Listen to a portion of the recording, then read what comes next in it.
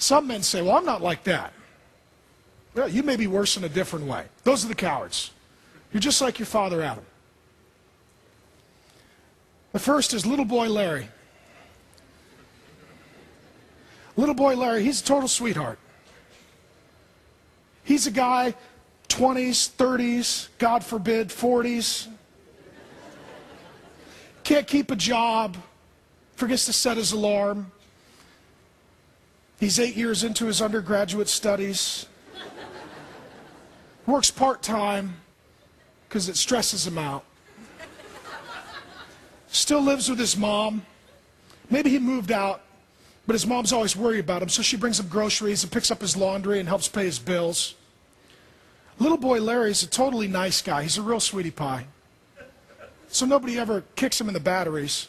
He gets away with murder. Little boy Larry really loves his mom because she's always changing his proverbial diaper. And his hope is to meet a really nice gal with a good job and a house, so that he could go from his mom to his girlfriend or wife. And he'll come up with dumb ideas like, I'll be the stay-at-home dad. I'm really good with kids since I am one. They really like me because we relate to one another as children.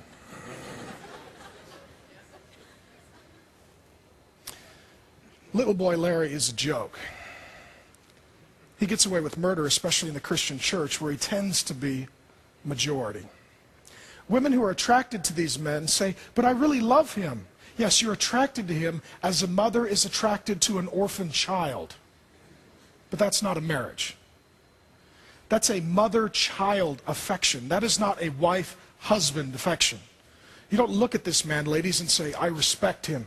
I want my sons to be like him. I want my daughters to marry men like him. You say things like, he has a lot of potential and no one understands him.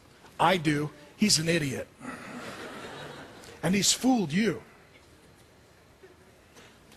Number 2, there's Sturdy Oak Owen. This is the dad who goes to work and comes home, pays the bills, turns on the TV, and checks out.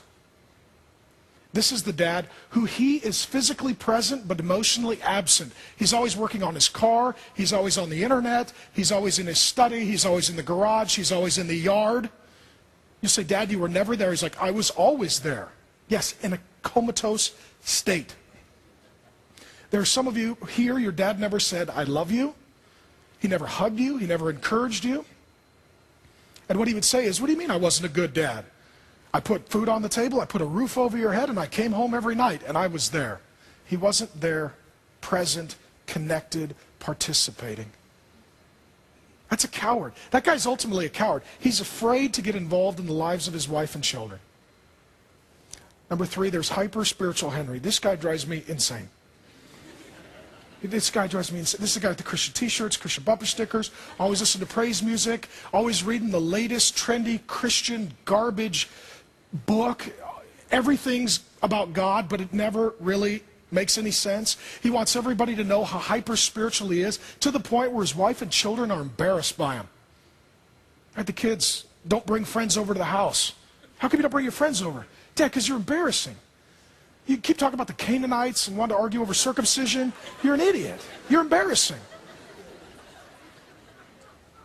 Some of you had this dad. You're out to dinner. A guy comes to pour the water. He's like, do you know Jesus is the water of life? And he can have streams of living water come from you.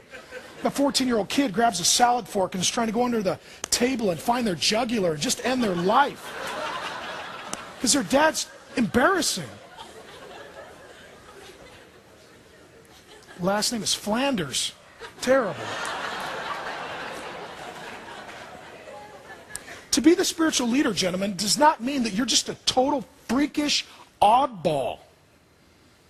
Number 4, there's Good Time Gary. Good Time Gary, everybody loves him. Life of the party. He is funny. He is charming. He is winsome. He is entertaining. There's always a crowd of people around him. Everybody likes him. He gets along with everybody. And here's the key. Everybody loves him. Nobody respects him because he's a joke. That's why he's so funny. He doesn't just tell jokes, he is one.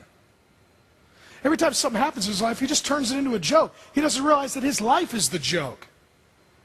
Can't hold a job, can't pay his bills, can't get out of bed in the morning, can't follow through on a commitment, can't stay organized, can't see anything through to completion. Everybody loves him, nobody respects him. He'll draw a crowd, but they won't follow him because he's not going anywhere. He's not a leader. A wife who's married to this guy, eventually he becomes not so cute, not so funny, not so clever. He becomes profoundly annoying. She's tired of the jokes and the good times and the everything's funny and aren't I clever and cute. She wants a real man she could depend on. She gets sick of it. Men are prone toward chauvinism or cowardice. Too much, too little. Now, the key is to understand the gospel. The perfect man is Jesus. The man that we were supposed to be like is Jesus. Our great God and Savior, Jesus Christ, comes into human history to live life as the perfect man. God-man, to be sure, but perfect man nonetheless.